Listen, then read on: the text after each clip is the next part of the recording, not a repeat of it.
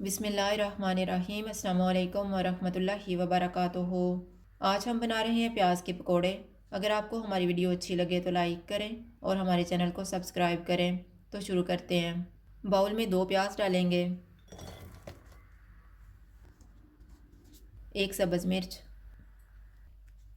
1 tablespoon धनिया, half tea spoon कुटी हुई लाल मिर्च, हाफ़ टी स्पून लाल मिर्च का पाउडर, 1 चुटकी हल्दी पाउडर, 1/4 टी स्पून अनारदाने का पाउडर, 1.5 टी स्पून कुटा हुआ धनिया, 1/4 टी स्पून कुटी हुई अजवाइन, हाफ़ टी स्पून कुटा हुआ ज़ीरा, नमक हस्बे ज़ायका।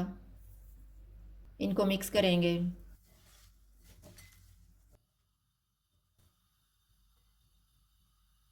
आधा कप बेसन डालेंगे और मिक्स कर लेंगे।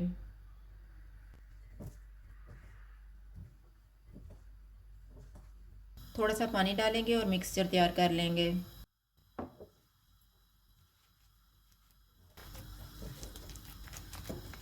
अब हम इनको फ्राई कर लेते हैं।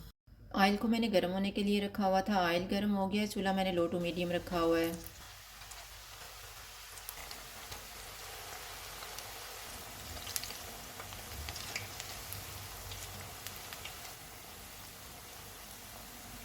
पकौड़े फ्राई हो गए, इनको निकाल लेते हैं।